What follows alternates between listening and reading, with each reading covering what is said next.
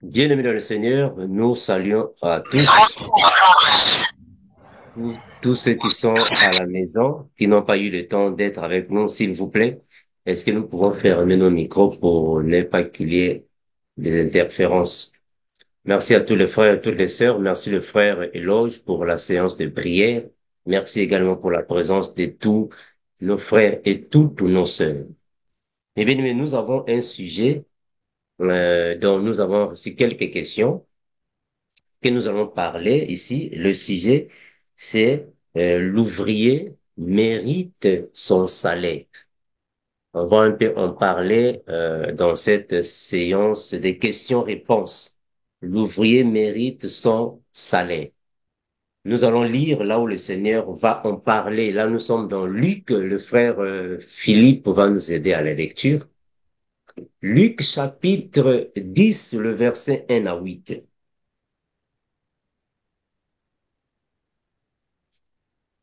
Luc, chapitre 10, versets 1 à 8. Je lis au nom de Jésus. Amen. Après cela, le Seigneur désigna encore 70 autres disciples et il les envoya deux à deux devant lui dans toutes les villes et dans tous les lieux où lui-même devait aller. Il leur dit, la moisson est grande, mais il y a peu d'ouvriers. Priez donc le maître de la moisson d'envoyer des ouvriers dans sa moisson. Partez, voici je vous envoie comme des agneaux au milieu des loups. Ne portez ni bourse, ni sac, ni souliers, et ne saluez personne en chemin. Dans quelque maison que vous entriez, dites d'abord que la paix soit sur cette maison. Et s'il se trouve là un enfant de paix, votre paix reposera sur lui. Sinon, elle reviendra à vous. Demeurez dans cette maison-là, mangez et buvant, mangeant et buvant ce qu'on vous donnera, car l'ouvrier mérite son salaire. N'allez pas de maison en maison. Dans quelque ville que vous entriez et où l'on vous recevra, mangez ce qui vous sera présenté. Gloire à Dieu. Le, Guérissez. le frère Philippe, nous allons pouvoir prendre aussi Matthieu chapitre 10, le verset 5 à 15. Matthieu 10, 5 à 15. Matthieu chapitre 10, verset 5 au verset 15. Tels sont les 12 que Jésus envoya après leur avoir donné les instructions suivantes. N'allez pas vers les païens et n'entrez pas dans les villes des Samaritains. Allez plutôt vers les brebis perdues de la maison d'Israël. Allez, prêchez et dites, le royaume des cieux est proche. Guérissez les malades, ressuscitez les morts, purifiez les lépreux, chassez les démons. Vous avez reçu gratuitement, donnez gratuitement. Ne prenez ni or, ni argent, ni monnaie dans vos ceintures, ni sac pour le voyage, ni deux tuniques, ni souliers, ni bâtons, car l'ouvrier mérite sa nourriture. Dans quelque ville ou village que vous entriez, informez-vous s'il s'y trouve quelques hommes dignes de vous recevoir. Demeurez chez lui jusqu'à ce que vous partiez. En entrant dans la maison, saluez-la.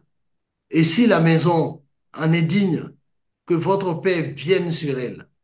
Mais si elle n'en est pas digne, que votre paix retourne à vous. Lorsqu'on ne vous recevra pas et qu'on n'écoutera pas vos paroles, sortez de cette maison ou de cette ville et secouez la poussière de vos pieds. Je vous le dis en vérité, au jour du jugement, le pays de Sodome et de Gomorre sera traité moins rigoureusement que cette ville-là. Amen. Amen. Gloire à Jésus. Merci frère Guy pour la lecture. Mais bien, mais nous allons prier. Père incomparable, nous te remercions infiniment, toi qui es le Dieu créateur de toutes choses. Merci de ce que tu as encore voulu, Seigneur Jésus, que nous soyons ici afin de partager ta parole. Merci parce que tu es notre Seigneur, tu es l'unique qui mérite l'adoration. Tu es l'unique qui mérite, Père éternel, louange, car ta puissance élevée qui garantit également à nous une certaine protection que le monde ne peut donner. Nous te remercions infiniment, Seigneur Jésus, pour tout. Garde encore et toujours ton Église entre tes mains, parce qu'il n'y a que toi qui augmente sagesse et intelligence, discernement. Que le règne et la puissance, la gloire reviennent à toi seul, l'incomparable de tous les temps. Nous disons Amen. Eh bien, mais merci d'être ici. J'espère que nous avons lu deux passages, en fait, deux chapitres du frère Luc et le frère Matthieu. Donc là-bas, nous sommes uniquement ici en train de chercher un peu, de voir s'il y a des questions encore par rapport à l'ouvrier mérite son salaire, par rapport à la compréhension que nous avons. Parce que nous croyons que l'ouvrier mérite son salaire est une ordonnance, c'est une parole, une pensée divine que le Seigneur Jésus va transmettre également à ses apôtres. Mais quand il dit l'ouvrier mérite son salaire, le salaire de l'ouvrier n'est pas de la manière que nous voyons ça aujourd'hui dans les églises d'aujourd'hui, malheureusement. Dans les églises d'aujourd'hui, l'ouvrier mérite son salaire. Pour eux, c'est réellement donner un salaire aux pasteurs, aux hommes de Dieu. Mais nous comprenons que cette compréhension n'est vraiment pas l'exact parce que l'évangile est gratuit. Voilà pourquoi la parole a dit, vous avez reçu gratuitement, donnez aussi gratuitement. Donc, nous sommes en train alors de continuer de croire que le salaire que le Seigneur Jésus-Christ avait promis à ses apôtres, ses disciples, n'était rien d'autre que les offrandes, les dons qu'ils devraient recevoir partout là où ils étaient. Voilà pourquoi Jésus va envoyer ses apôtres. Il dit, allez, partez, annoncer l'évangile. Et quand vous partez annoncer l'évangile, dans les maisons là où vous serez reçus, tout ce qu'on vous présentera, cela vous servira de salaire. Dans d'autres versions, on dit, cela vous servira de nourriture. Donc, le salaire d'un ouvrier de Dieu n'est réellement pas comme nous le savons, tel que est établi dans les églises, des réveils et autres. Mais nous comprenons que cette compréhension n'est vraiment pas la meilleure compréhension, parce que les apôtres aussi ont commencé avec cette compréhension, mais bien après, le frère Paul qui a reçu la grâce du Seigneur pour réformer cette compréhension, il n'était plus dans toutes ses pratiques. Voilà pourquoi il va dire que celui qui annonce l'évangile doit alors être nourri de l'évangile, mais de la manière dont le Seigneur l'avait dit. Donc nous comprenons, mes frères, que un ouvrier du Seigneur peut travailler à la prédication, à l'enseignement, pour propager la parole du Seigneur dans le but de gagner les âmes, mais son salaire n'est vraiment pas une somme d'argent établie, mais plutôt c'est par la libéralité, la charité et la générosité de ceux qui écoutent la parole. Parce que la parole dit que c'est le Seigneur lui-même qui est le rémunérateur de ceux qui les cherchent. Donc, le Seigneur lui-même va pourvoir aux besoins de ceux qui annoncent l'évangile afin qu'ils soient assistés comme notre Seigneur était également assisté. Nous sommes dans Luc chapitre 8, le verset 3. Luc 8, 3. Luc chapitre 8 et verset 3. Hmm. Luc, chapitre 8, au verset 3.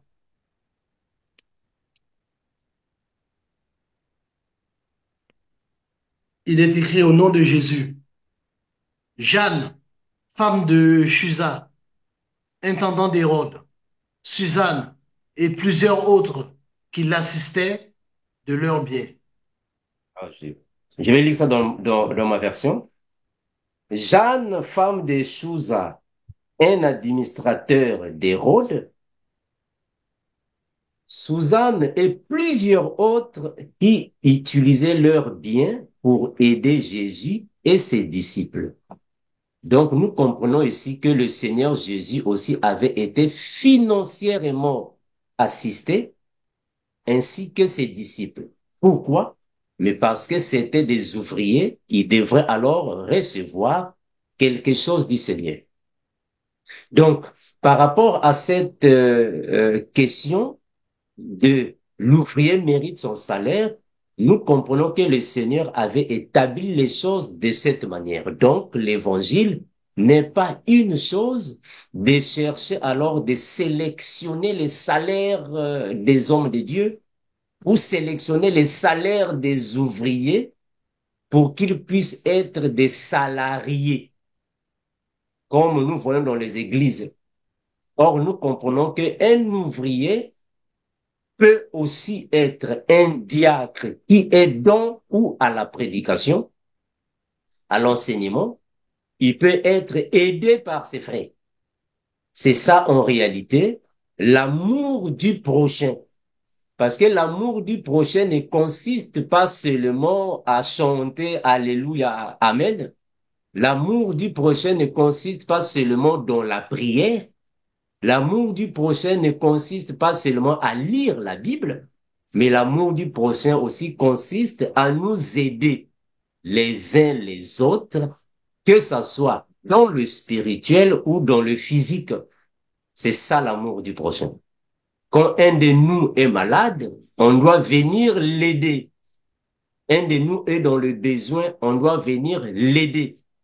Un de nous est dans les problèmes, dans les difficultés, on doit venir l'aider dans la prière et aussi financièrement. Ça, c'est l'amour du prochain. Donc, l'amour du prochain consiste alors de nous aider, nous entraider les uns les autres, spirituellement et physiquement, financièrement. C'est l'amour du prochain. Donc, Dieu a mis en nous, dans l'Église, la libéralité, la générosité, la charité, afin de venir en aide aux ouvriers de Dieu.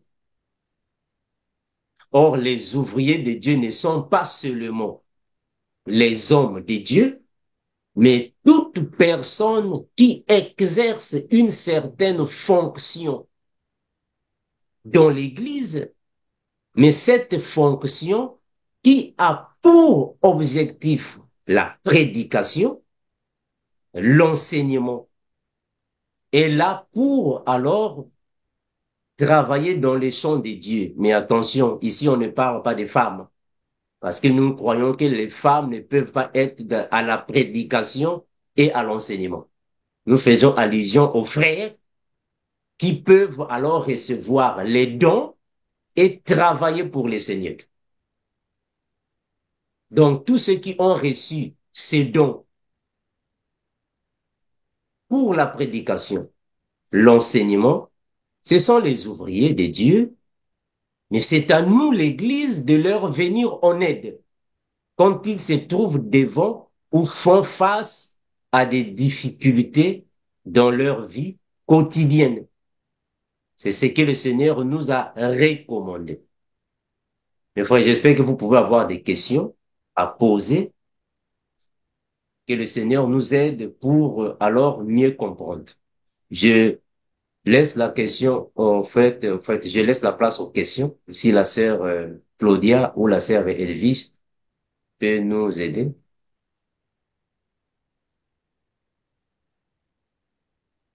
La sœur Edwige ou la sœur Claudia. Oui, frère Amando, nous n'avons pas encore de main levée. Gloire à Ah, Jésus. ok. Oui, nous avons le frère Wilfried, frère Amando. Bonsoir frères et sœurs. Salut, frère Wilfried. Bonsoir frères et sœurs. Bonsoir frère Amando. Salut, Béni. Ma question, moi j'aimerais savoir, est-ce que l'ouvrier mérite son salaire? Est-ce que c'est pas le fait de travailler spirituellement parlant et que Dieu lui-même s'en chargera de s'occuper du serviteur? Voilà, c'était juste ma question. Merci. Merci, mon bien-aimé frère Wilfried. Oui, c'est Dieu lui-même qui s'en charge de récompenser ses serviteurs. Maintenant, comment est-ce que Dieu va les récompenser? Est-ce que l'argent de Dieu va tomber du ciel? Est-ce que les dons de Dieu vont tomber du ciel? Non. Dieu s'en charge par les personnes. Voilà pourquoi il y a le don de la libéralité. Quand Dieu veut aider, quand Dieu veut récompenser un serviteur, Dieu passe toujours par une personne. Ça va, mon frère?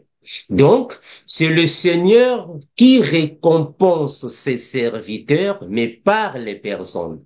Voilà pourquoi il a donné le don de la libéralité. La générosité est là pour venir en aide aux ouvriers de Dieu. On a lu Luc 8, 3. Le Seigneur Jésus, lui aussi, était financièrement aidé, financièrement assisté. Mais qui assistait financièrement Jésus? Est-ce que c'était les anges du ciel? C'était l'ange Gabriel ou l'archange Michel? Non, c'était des personnes. Frère Guy, est-ce que tu peux répondre à cette lecture-là? Luc 8, 3. Qui assistait Jésus? Luc 8, verset 3. Mhm. Jeanne, femme de Chouza, intendant d'Hérode, Suzanne et plusieurs autres qui l'assistaient de leurs biens. Gloire à Jésus. Donc, le Seigneur Jésus était aussi assisté par les biens des personnes. Ça va, mes frères? Donc, un ouvrier qui travaille dans le champ doit être assisté dans les prières et financièrement parce qu'il y travaille. C'est ça son salaire. Donc, le salaire de l'ouvrier n'est pas quelque chose, bon, chaque fin du mois, il faut lui préparer un salaire. Non. L'ouvrier peut recevoir de l'aide à partir des frères ou des sœurs de l'église. C'est ça, l'ouvrier mérite son salaire. Mais le salaire de l'ouvrier n'est pas seulement de l'argent. Le salaire de l'ouvrier n'est pas forcément, il faut lui donner de l'argent. Non. On peut assister un ouvrier de Dieu par plusieurs moyens. Comme le frère Paul également. Le frère Paul aussi était assisté par des frères de Macédoine et de partout. Nous sommes dans 2 Corinthiens 9, 7, frère Philippe. 2 Corinthiens 9, 7. Qu'est-ce qu'il dit là-bas? 2 Corinthiens au chapitre 9, au verset 7. Que chacun donne comme il l'a résolu en son cœur, sans tristesse ni contrainte, car Dieu aime celui qui donne avec joie. Gloire à Jésus. Donc, mais faut pas que cela soit par contrainte ou tristesse. Cela doit se faire par la libéralité, la générosité, la charité. Merci, frère Willy, pour la question. La sœur Claudia ou la sœur Edwige. Merci, frère Amando. Nous donnons la parole à notre sœur Pauline. Oui, bonsoir à tous. Oui, Fernando, est-ce que tu peux un peu m'expliquer ce que veut dire s'il se trouve un lieu où on ne vous reçoit pas, que votre paix retourne à vous? Merci. Merci, sœur Pauline. Que votre paix retourne à vous. C'est-à-dire que quand le Seigneur Jésus a envoyé les apôtres, il a dit aux apôtres, dans les maisons où vous serez bien reçus, dites que la paix soit avec vous, parce qu'ils sont reçus. Mais si vous partez dans une maison Donc, vous n'êtes pas les bien reçus.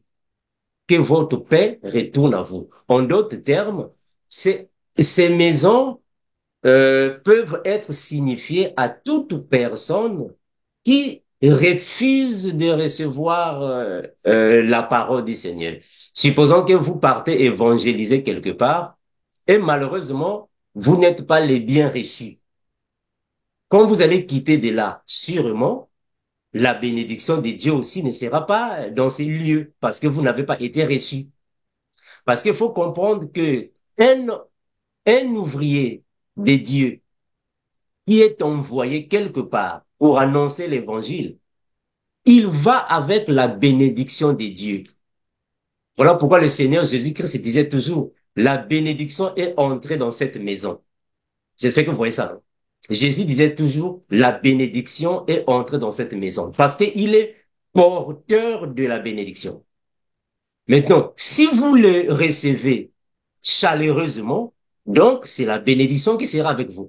Maintenant, si vous ne le recevez pas chaleureusement, d'une manière fraternelle, la bénédiction ne sera pas là. Il va quitter avec sa bénédiction. D'où la paix ne sera pas avec vous. J'espère que vous voyez là où le Seigneur disait que la bénédiction est entrée dans cette maison. Vous voyez ça, non? On va lire ce passage. Le Seigneur disait ça. La bénédiction est entrée dans cette maison parce qu'il est porteur de la bénédiction. Frère Guy, nous allons lire ça afin que nous puissions voir ce que le Seigneur va alors dire. Parce que un ouvrier de Dieu, il va avec la bénédiction de Dieu. Attention, ici nous parlons des vrais ouvriers de Dieu, hein? Des vrais ouvriers de Dieu. Hein? Un ouvrier de Dieu va avec la bénédiction de Dieu. Quand il est reçu dans une maison, c'est la bénédiction de Dieu que la maison reçoit, la paix de Dieu. Mais quand il est refoulé de cette maison ou de cette contrée, c'est la bénédiction de Dieu aussi qui va avec lui. Vous ne pouvez pas avoir cette bénédiction parce qu'il va avec la bénédiction. Là où le Seigneur Jésus-Christ n'est pas exalté, il n'y a pas la paix. Parce qu'il faut comprendre que la paix est accompagnée avec la bénédiction. Là où le nom de Jésus-Christ, c'est-à-dire là où le Saint-Esprit, c'est-à-dire que là où le Seigneur n'est pas exalté, il n'y a pas la bénédiction. Or, la bénédiction est accompagnée avec la paix. Donc, là où le Seigneur n'est pas exalté, n'est pas loué, n'est pas adoré, il n'y a pas la paix, il n'y a pas la bénédiction. D'où la bénédiction est absente dans ces lieux. Mais quand le Seigneur est reçu, le Seigneur est adoré et exalté, la paix de Dieu est là. Donc, quand les apôtres sortaient et partaient évangéliser, annoncer la parole, ils étaient les porteurs de la paix, de la bénédiction. Si vous les recevez, c'est la bénédiction que vous recevez. Alors, si vous ne les recevez pas avec certitude, vous laissez aller la bénédiction. Ça va, ma sœur? Donc, ils étaient les porteurs de la paix. Merci, ma sœur Pauline. La sœur Elvis. Amen. Merci, frère Armando. Nous donnons la parole à notre sœur Christiane. Oui, bonsoir. Merci beaucoup, mon frère. Mon frère Almondo, en écoutant ton message tout à l'heure, tu as dit dans 1 Timothée 5, verset 19, tu parlais de double salaire ou double pension. J'ai pas trop bien compris. Est-ce qu'il y a la possibilité que tu puisses m'expliquer? Merci. Merci. Nous allons là-bas. On va relire ça. 1 Timothée 5, 17. Voilà. Frère Guy, 1 Timothée 5, 17. 1 Timothée 5, verset 17. Que les anciens qui dirigent bien soient jugés dignes d'un double honneur, surtout ceux qui travaillent à la prédication et à l'enseignement. Continue. Le verset suivant. Car l'Écriture dit, tu n'emmuseleras point le bœuf quand il foule le grain et l'ouvrier mérite son salaire. Gloire à Jésus. Voilà. Mais bien aimé, regardons ce passage. Quand le frère Paul est en train de parler, dans le verset 7, ce qu'il dit là-bas contredit le verset 18. Je vais répéter ça. Ce que le frère Paul est en train de dire dans le verset 17 n'a pas de sens, n'a pas de liaison avec le verset 18. En réalité, dans le verset 18, il parle du salaire, de l'argent. Mais dans le verset 17, il parle des honneurs. Réalisez bien, réalisez bien. Dans le verset 17, il parle des honneurs, alors que dans le verset 18, il parle du salaire. Et ça contredit la pensée. Mais quand nous prenons dans d'autres versions de Bible, vous allez voir qu'il n'était pas en train de parler du double honneur, parce qu'il parlait de l'ouvrier mérite son salaire. Puisqu'il parle de l'ouvrier mérite son salaire, mais qu'est-ce que le double honneur vient faire là-bas? Mais donc, prenons une autre version. Je suis dans la version Good News Translation. Mes frères, pour mieux comprendre un verset biblique, il faut changer les versions des Bibles. Très important.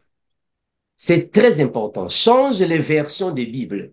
Tu vas mieux comprendre le verset. Est-ce que quelqu'un parmi nous ici a une autre version des Bibles, hormis lui Second ou Second 21? J'ai la version Good News Translation. Voilà, qu'est-ce qu'on dit là-bas, mon frère? Qu'est-ce que tu peux lire là-bas? Les anciens qui dirigent bien l'Église méritent un double salaire, surtout ceux qui ont la lourde responsabilité de prêcher et d'enseigner. Très bien, continue. En effet, l'Écriture déclare: vous ne mettez pas une muselière à un bœuf qui foule le blé, et l'ouvrier a droit à son salaire. Est-ce que vous voyez, mes frères? Maintenant, prenez la traduction Louise II. Comparez ces deux versets. Vous allez comprendre que la pensée est différente. Quand il parle des anciens, en réalité, il ne parle pas de double honneur, parce qu'il parle de l'ouvrier mérite son salaire. Je ne sais pas si vous rejoignez notre compréhension avec Good News Translation. D'où on peut déjà réaliser que Louise II n'avait pas bien traduit ce passage. Est-ce que vous voyez ça, mes frères? Parce que dans le verset 18, il parle de l'ouvrier. Il mérite son salaire. Mais dans le verset 17, dans la même pensée, il va parler de double honneur. Mais ça n'a pas de sens. Ça va, mes frères? Ça n'a pas de sens. Vraiment, comparant d'autres versions, vous allez peut-être rejoindre la compréhension que nous avons. Merci la frère Flore. La sœur Flore, je ne sais pas si tu nous as saisi. Oui, parce que moi, ma Bible, il dit qu'il donne double marque d'honneur. Très bien. Ça, c'est la version Good non? Louis II. 21, je crois. Ouais. Voilà, très bien. 21, c'est Louis II. C'est la Non, même vie chose. nouvelle. Donc, voilà. Maintenant, il faut chercher d'autres versions de Bible. Il faut marcher afin que tu puisses voir. Maintenant, quand tu es en train de changer des versions, toi-même, essaie d'examiner le contexte du verset 17 et 18. Parce que dans ce contexte, il parle du salaire. Ça va, non? Bon, maintenant, puisqu'il parle du salaire dans ce contexte, maintenant, qu'est-ce que le double honneur va faire là-bas? C'est deux choses différentes. Deux choses différentes, ça n'a pas de sens, non? Il parle du salaire. Il a même dit que quand le bœuf, il parle du bœuf, donc il parle de la récompense. Donc, le double honneur n'a pas de sens là-bas. Ça va, mes frères? Ouais, là, je comprends mieux. La sœur, Merci, mon frère. merci. La sœur Edwige. Oui, frère, nous donnons la parole à notre sœur Orokia.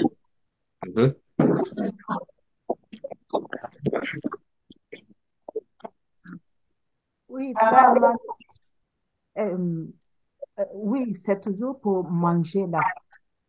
Ici, quand il dit que remaner dans ses pays et que manger ce qu'il mettra, ce qu'ils ont à Hein? manger ce qu'ils ont. Et puis en bas encore ici, dans la verset ici, 18, 8, il dit Mhm. que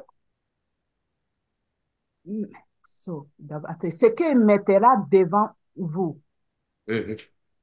Donc, ce qu'ils ont là et ce qu'il mettra devant vous et Mhm. manger ce qu'ils ont là et manger ce qu'il mettra devant vous.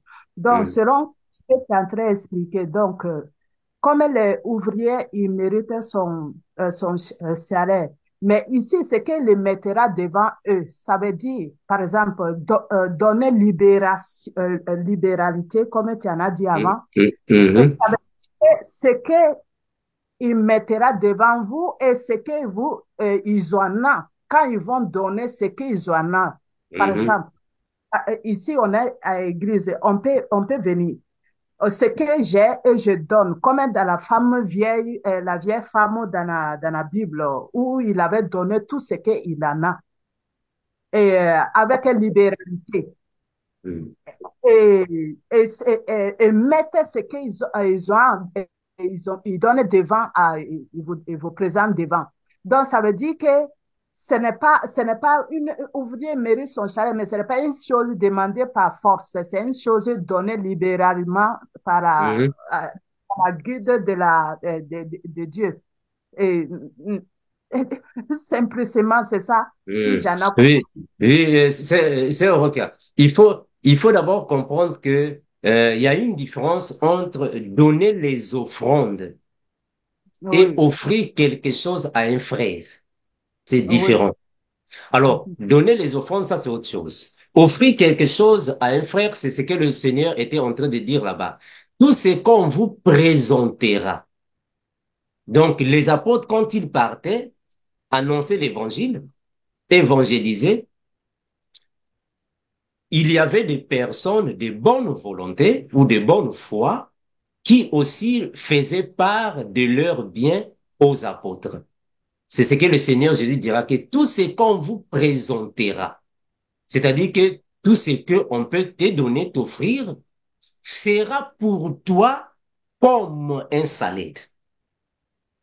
Ça, D'accord. c'est le salaire d'un ouvrier par rapport à la pensée du Seigneur. Mais l'ouvrier en question n'avait pas un salaire établi par mois. Il va recevoir 1 200 euros, comme on fait aujourd'hui. 800 € pour lui, c'est déjà établi, non. Cela dépendait de la manière dont le Seigneur pouvait servir les personnes. Ça va. Ça, c'était la pensée de l'ouvrier mérite son salaire. Ça va, ma sœur D'accord. Roquette. Voilà. Oui. Maintenant, le frère Guy nous avait donné Galates 6:6. Frère Guy, Galates 6:6 disait quoi? Galates Mhm. 6 au verset 6. Je lis au nom de Jésus. Que celui à qui l'on enseigne la parole fasse part de tous ses biens à celui qui l'enseigne. Gloire à Jésus. Mais bien aimé, le passage de Galates 6:6 est mal interprété ou traduit, interprété si vous voulez, ou enseigné si vous voulez dans les églises. J'espère que nous avons déjà une vidéo dans Vérité sans cesse, là où nous avons expliqué pourquoi le frère Paul va mentionner ces choses dans Galates 6:6. Que celui à qui l'on enseigne la parole fasse part de tous ses biens à celui qui l'enseigne. On avait dit dernièrement que pour mieux comprendre la marche des apôtres, il faut d'abord saisir la différence qui existe entre avant les 14 années et après les 14 années. Parce que ici, nous comprenons que le frère Paul disait ces choses avant les 14 années de son ministère. Parce qu'il n'avait pas assez de connaissances. Parce que en réalité, dans l'évangile de Christ maintenant, ce passage biblique n'a aucun sens. Ça va, mes frères? Aujourd'hui que nous sommes en train de parler, ce passage biblique n'a aucun fondement. Personne parmi nous ici, mes bien-aimés, ne peut faire part de tous ses biens ou de tous ses biens au frère Armando. Ça n'a pas de sens. Pas de sens. Personne ici ne peut faire part de tous ses biens au frère Landry. Ça n'a pas de sens. Ça, ce n'est pas l'évangile. Personne parmi nous ici peut venir avec tous ses biens et tu vas faire part au frère Guy Philippe, au frère Guy Benaye. Ça n'a pas de sens. Ça, c'est pas l'évangile. Ça, c'est dépouiller l'église. Ça, c'est dépouiller l'église. Nous ne sommes pas ouvriers de Dieu pour venir ici afin que vous puissiez dévaliser vos banques, vos comptes bancaires pour commencer à nous donner. Ça, c'est pas l'évangile. Je ne sais pas si vous saisissez notre pensée, hein. Donc, l'évangile de Christ ne peut pas être de cette manière que les fidèles ou les frères, les sœurs doivent alors dévaliser les banques pour aller donner à ceux qui leur enseignent la Bible. Comme on dit aujourd'hui dans les églises, délivrance, avant de faire la délivrance, les prières de délivrance, il faut payer. Consultation prophétique, il faut payer. Non, ça c'est pas l'évangile de Jésus. Conférence biblique, il faut payer. Non, non, non. Ça c'est pas l'évangile de Jésus. Dans l'évangile de Christ, nous comprenons que tout est gratuit. Il y a la gratuité dans l'évangile de Christ. Mais si un frère a le don de la libéralité, si une sœur a la générosité, la charité, il peut faire une offrande à son frère ou à sa sœur. Ça, c'est la libéralité, la générosité. Mais personne ne peut se dire, bon, mes frères, nous allons ici prier. Avant de prier avec nous, il faut faire d'abord une cotisation. Mais non, ça, c'est pas l'évangile. Ça va, mes frères? Donc, dans l'évangile, Galates 6:6 n'a pas de place. Ça n'a pas de place. Et le frère Paul va encore dire ceci. Nous sommes tous dans la Bible. On va lire ça. On va lire ça. Il va dire ainsi, frère Guy va nous aider. Dans le temple, j'espère que vous voyez ce passage ici. Je vais chercher ça. Nous sommes dans 1 Corinthiens 9, 13. 1 Corinthiens 9, 13. 1 Corinthiens, chapitre 9, au verset 13. Ne savez-vous pas que ceux qui remplissent les fonctions sacrées sont nourris par le temple? Que ceux qui servent à l'autel ont part à l'autel? Voilà. Est-ce que vous voyez ce que le frère Paul est en train de dire? Papa Belvaux, est-ce que dans votre version, il y a une autre compréhension là-bas?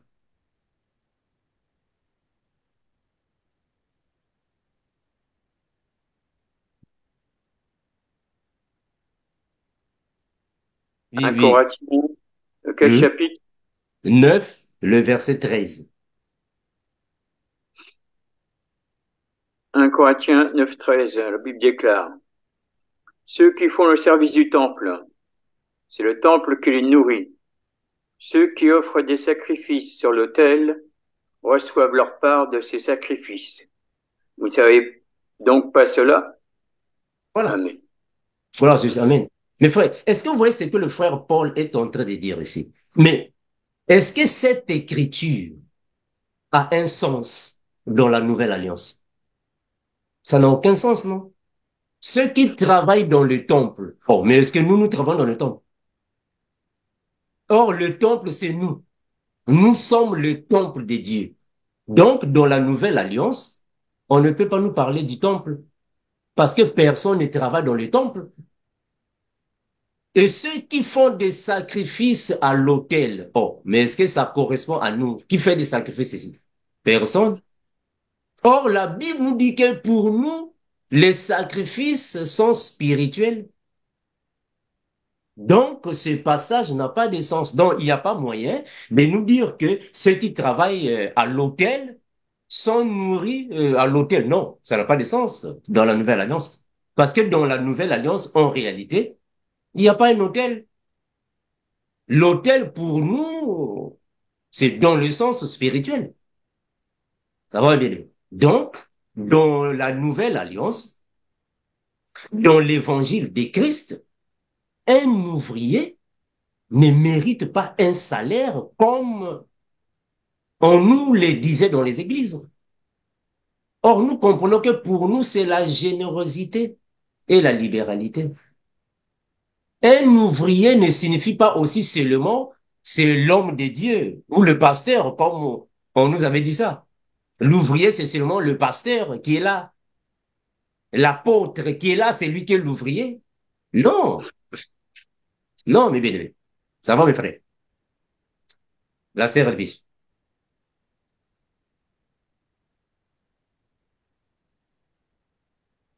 Ma sœur Elvige, est-ce que Oui, nous avons frère encore des Armando, questions? oui, nous n'avons plus de mains levées. Ah, ok. Il y a la sœur Roquette qui a levé la main. Merci, ma sœur. Merci, ma sœur. Frère Armando, alors, si c'est pas vous ou ni vous qui sont les ouvriers, mais ouvriers même, c'est quoi? C'est qui? Ok. Hmm. Donc, un ouvrier, c'est quelqu'un qui travaille dans un champ. Alors, quand le Seigneur dit l'ouvrier mérite son salaire, il parlait en esprit. Parce que en esprit, le champ, ce sont des personnes. Et l'ouvrier, c'est lui qui vient alors travailler dans ces champs. En d'autres termes, poser les fondements, transmettre la parole, c'est une façon de planter, de s'aimer, d'arroser. Et les champs, ce sont des personnes. Donc, le champ ici, c'est l'église. Donc, l'église est comme un champ où le monde également aussi, c'est comme un champ. Ça va. Donc, le champ signifie tout simplement un flux de personnes et nous partons là-bas pour travailler. Maintenant, dans ces cas échéants, nous sommes les ouvriers, c'est-à-dire que ceux qui travaillent à la prédication ou à l'enseignement. Ils sont considérés comme les ouvriers, les personnes qui viennent travailler la terre. Donc, l'église est comme la terre, nous sommes en train de cultiver. Ça va. Maintenant, selon l'évangile, c'est lui qui annonce les merveilles de Dieu. C'est lui qui prêche, qui enseigne, il est considéré comme un ouvrier. Et vous êtes comme les champs. Mais dans cet ouvrier-là qui annonce l'évangile, il a droit à un salaire. Et son salaire à lui, c'est par rapport à tout ce qui sera donné par les personnes qui sont touchées par la parole qu'il est en train d'annoncer. Ça va. Donc, on va donner à l'ouvrier. Mais malheureusement, dans les églises, ils ont déformé cette pensée. Ils pensent dans les églises que l'ouvrier, c'est seulement le pasteur, l'apôtre, le docteur, l'évangéliste, lui, le prophète. C'est lui qui est l'ouvrier. Alors, toutes les offrandes doivent venir à lui parce que c'est lui qui est l'ouvrier. Ça, c'est la pensée des églises. Et toutes les dîmes doivent venir à lui parce que c'est lui qui est l'ouvrier. Le frère Paul, quand il a commencé de travailler dans l'évangile, il est passé par là. Mais après, Paul a dit non, en réalité, cette pensée n'était pas juste, elle est fausse. C'est alors qu'il va dire non, que chacun travaille, qu'il aille travailler. En réalité, ce n'était pas la vraie chose. Donc, un ouvrier travaille, mais c'est le Seigneur qui touche le cœur de l'Église pour lui venir en aide. C'est ça qu'on appelle par la libéralité ou la générosité. la charité. Ça va, ma sœur Roquette? Oui, ça va, la charité et ce La que libéralité. libéralité. Hmm. Maintenant, s'il y a quelqu'un que le Seigneur met en cœur et qu'il vienne, il va poser ce que devant, il va poser devant à ce que, il va poser devant les ouvrières ce qu'il a et il va l'accepter ce que la personne il a. C'est ça qui est écrit selon ce qu'on comprend dans ces versets ici. Ce qu'ils vont poser devant et ils vont vous amener et ce qu'ils vont vous amener comme à manger ou à boire manger. Très, Manger les... C'est-à-dire très, qu'il ne très, faut pas dire c'est petit ou je ne le vais pas. Il faut accepter, il faut manger ce qu'ils vont amener selon ce qu'ils ont. Si mais, j'ai compris ça. oui, mais maintenant, très bien. En fait, c'est que la personne va lui présenter. C'est ça. Ça va, non? Voilà. C'est ça qui était comme le salaire des apôtres. Supposons que bon, toi, tu es en Italie, non? Tu es en Italie. Alors, Jésus va envoyer les apôtres. Supposons que les apôtres viennent devant ta porte et viennent frapper la porte pour t'annoncer l'évangile. C'est comme font les témoins de Jéhovah. Tu as déjà reçu les témoins de Jéhovah, non, à la maison. Ça va, non? Tu les as, voilà. Donc, les témoins de Jéhovah, ce qu'ils font, c'est ce que les apôtres faisaient pour apporter l'évangile.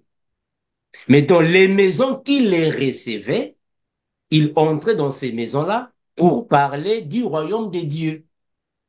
Et ces personnes qui les recevaient, c'est là que leur paix était communiquée par ces personnes. Maintenant, c'était à ces personnes-là de leur offrir s'il y avait moyen. Donc, Jésus va dire que tout ce qu'on va vous présenter, c'est ça votre salaire. Donc, vous pouvez manger et boire. Cela était considéré comme le salaire. Ça va. Voilà. C'est comme ça qu'ils travaillaient, les apôtres. C'est clair. Ça va. OK. Gloire à Jésus. La sœur Edwige. Oui, merci, frère Amando. Nous donnons la parole à Papa Belgo. Oui, frère Mando, j'aimerais savoir si ma réflexion est bonne. Mhm. Par exemple, si je donne au GIEC, Mhm.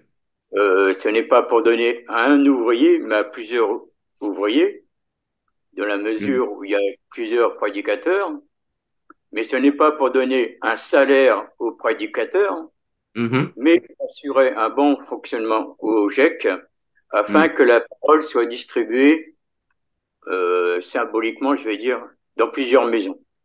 Très bien. Merci, pas Bevel.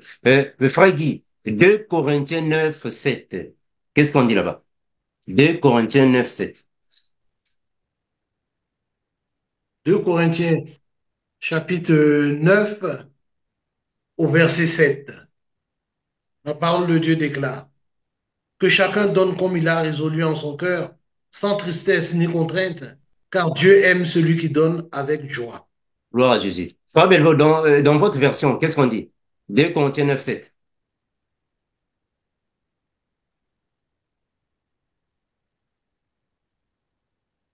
Le micro hein, est fermé. Hein. Ah, mais le micro est fermé hein, à ce que. Le micro est fermé. Alors, 2 Corinthiens 9, 7, la Bible déclare, chacun doit donner ce qu'il a décidé dans son cœur, sans tristesse et sans être forcé. En effet, Dieu aime celui qui donne avec joie. Très bien. Sans être forcé. Sans tristesse, sans être forcé, Dieu aime celui qui donne avec joie. Nous sommes le GIEC. Parmi nous, il y a des besoins. Nous avons des frères qui ont des problèmes, des sœurs qui ont des problèmes, non seulement dans le GIEC, même hors du GIEC. Il y a même des personnes qui ne sont pas dans le GIEC, mais qui nous appellent, qui nous contactent parce qu'ils ont des besoins. Et nous venons en aide à ces personnes-là. Mais où trouverons-nous à donner à ces personnes si ce n'est pas l'Église qui doit nous donner en retour? Donc si quelqu'un parmi nous, même nous-mêmes, bon, ce n'est pas seulement l'Église, parce que même nous-mêmes, le frère Landré est là, même nous-mêmes, sans contrainte ni tristesse, la libéralité aussi, nous le faisons. Même nous-mêmes. Donc ce n'est pas seulement les frères et les sœurs, non, même nous-mêmes les ouvriers, nous le faisons, la libéralité. Donc Dieu veut que nous puissions nous aider les uns les autres, mais dans la libéralité, dans la charité, sans être forcés. Ça, c'est l'évangile. Parce que même avec le Seigneur Jésus, il y avait aussi des aides financières avec le Seigneur Jésus. Nous sommes dans Jean. Jean chapitre 12, le verset 4 à 6. Jean 12, 4 à 6. Jean chapitre 12, verset 4 au verset 6. Il est écrit, l'un de ses disciples, Judas Iscariote, fils de Simon, celui qui devait le livrer, dit, pourquoi n'a-t-on pas vendu ce parfum 300 deniers pour le donner aux pauvres? Il disait cela, non qu'il se mit en peine des pauvres, mais parce qu'il était voleur et que tenant la bourse, il prenait ce qu'on y mettait. Gloire à Jésus. Mais bien, est-ce que vous voyez ça? Donc, Jésus, quand il était avec ses disciples, il y avait aussi des aides. Il venait aussi en aide aux personnes. C'est ça, au fait, l'Église. L'Église n'est pas seulement Alléluia, Amen. Non. L'Église, c'est l'amour du prochain. Et dans l'amour du prochain, il n'y a pas seulement gloire à Dieu qui est dans les cieux. C'est ça l'amour du prochain. Donc, même Jésus, quand il était aussi fait en exercice, il y avait des aides, il y avait des offrandes, il y avait l'amour du prochain, la générosité, la libéralité. Mais ce que nous implorons est qu'aujourd'hui, dans les églises, c'est fait d'une manière exagérée. C'est fait d'une manière exorbitante, d'une manière forcée, avec contrainte et tristesse. C'est ce qui est mauvais. Mais en réalité, dans l'évangile, nous nous aidons les uns les autres. Et ce n'est pas seulement aux fidèles de donner. Même les hommes de Dieu aussi donnent aux autres. Ce sont des choses parfois que nous n'allons pas dire ici, mais le Seigneur connaît ce que nous faisons. Donc nous, ici dans le GEC, nous ne sommes pas seulement ici pour la prière. Alléluia, Amen, mais nous avons des frères et des sœurs qui sont dans les besoins. Nous venons en aide à ces frères. Nous les aidons, pas seulement dans les prières, mais nous les aidons aussi financièrement. Parce que nous avons des frères qui ont des problèmes, des sœurs qui ont des problèmes, et nous venons aussi aider ces frères et ces sœurs. Ça va, mes frères? C'est ça l'Église. L'Église, c'est ça. Merci, mon bien-aimé. La sœur Edwige. Est-ce qu'il y a des questions dans les commentaires? Non, pour un frère Armando, il n'y a pas de, je vois pas de question. Voilà, mais bien aimé, ça nous reste seulement 5 minutes pour terminer. Nous allons nous arrêter par ici puisqu'il n'y a plus de questions. Chaque fois, quand il y a des questions qui vont surgir, vraiment, la Bible va nous aider. Mais nous sommes en train d'expliquer les lettres du frère Paul afin que nous, bien-aimés, puissions réellement comprendre comment est-ce que les apôtres ont marché. Cela va nous aider de mieux comprendre la marche des apôtres. Mais bien, nous allons prier pour la sœur Edwige. Oui, frère, oui, sœur Rokia, attends la parole. Merci, ma sœur. Frère Armando, est-ce que la ouvrière mérite son chalet? Physiquement, la vie est normale. Quand une, par exemple, si je prends une fille de ma sœur et qui vient chez moi et je l'ai grandi, il travaille chez moi, il fait tout, il fait le ménage. Maintenant, et comme l'habitude en Afrique, par exemple, on peut profiter soit à son enfant, on lui fait travailler, mais jamais on lui paye. On ne donne Mhm. rien. On dit que c'est notre petit, c'est une fille de ma sœur, grand frère, ça là. Mhm. Maintenant, à ces manières, on dit qu'à son enfant, il travaille et que toi, chrétien, tu penses que elle est une ouvrière autrement, il fait ce que tu lui demandes, il fait les choses à la maison et que tu as le droit à les payer. Exactement, comme si c'était quelqu'un d'autre qui était venu habiter aussi chez toi. Normalement, il n'allait pas travailler tout ceci gratuitement et tu as le droit à les payer. Donc, à cet enfant-là, tu as le droit aussi à les payer comme si c'était quelqu'un d'autre, fille de quelqu'un d'autre aussi qui est venu chez Mhm. toi, par exemple, pour travailler. Est-ce que ça part ensemble ou pas? Oui, bon, ma sœur Orokia, il faut d'abord comprendre que l'ouvrier mérite son salaire. Nous pouvons voir ça aussi dans plusieurs contextes. Le contexte que nous sommes ici en train de prendre, c'est dans le contexte évangélique, c'est-à-dire dans l'Église. Mais dans le contexte aussi domestique que tu viens aussi de mentionner, ça va aussi dans le même sens. Toute personne qui travaille est considérée comme, bon, comme tu as dit, c'est un ouvrier. La personne travaille. C'est tout à fait normal que la personne soit récompensée. Parce que la personne ne va pas seulement travailler gratuitement chez toi. Il faut que la personne que tu as pris travaille chez toi soit aussi récompensée pour la motiver de continuer de travailler. C'est tout à fait normal. Mais aussi, étant une personne qui connaît la foi chrétienne, une personne qui est en Christ, tu ne peux pas faire travailler quelqu'un sans pourtant payer la personne. Moi, je sais que parmi nous aussi, il y a des frères et des sœurs qui ont des investissements. Tu peux avoir un investissement, tu as un restaurant, tu as quelque chose qui te fait rentrer de l'argent dans la vie physique. Tu peux avoir des travailleurs, mais toi étant chrétien, tu ne vas pas faire travailler les personnes sans pourtant leur payer. Ça n'a pas de sens. Quand même, ta conscience va te peser comme chrétien. Parce que la Bible nous dit, aimez-vous les uns les autres comme je vous ai aimé, aime ton prochain comme toi-même.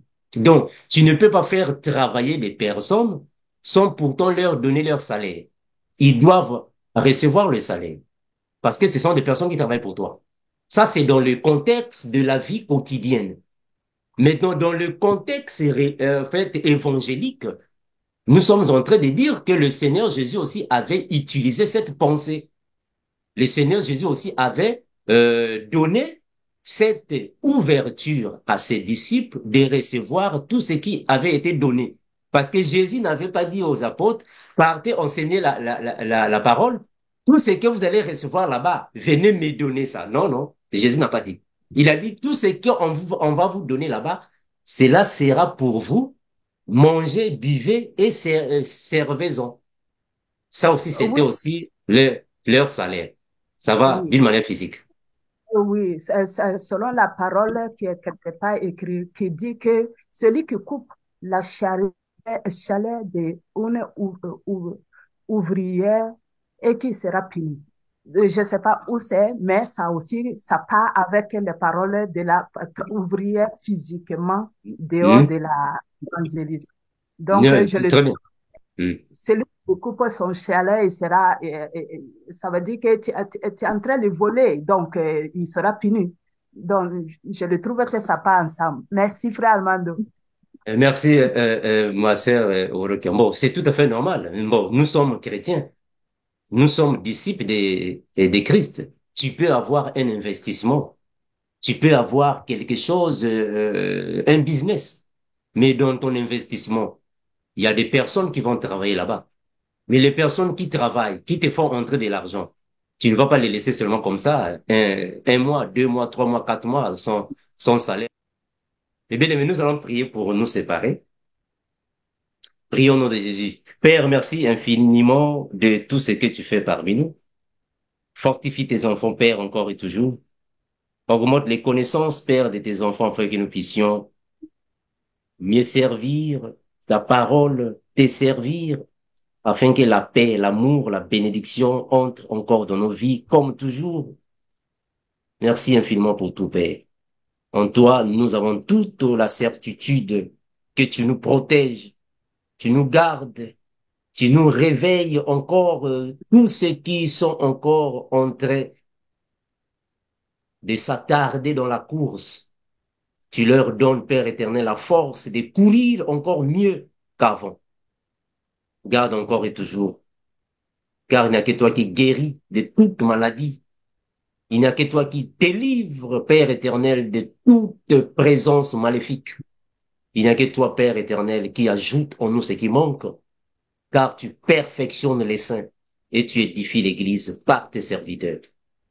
Merci infiniment, Père, que le règne, la puissance, la gloire, toutes les actions des grâces reviennent à toi seul, Christ, parce que tu es le Dieu créateur incomparable des siècles en siècles. Amen.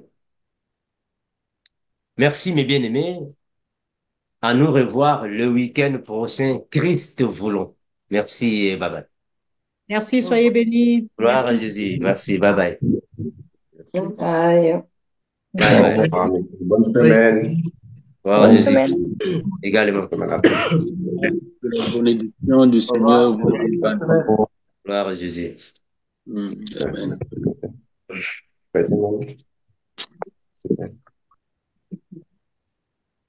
Encore un minute, s'il te plaît. Faites-le pour moi.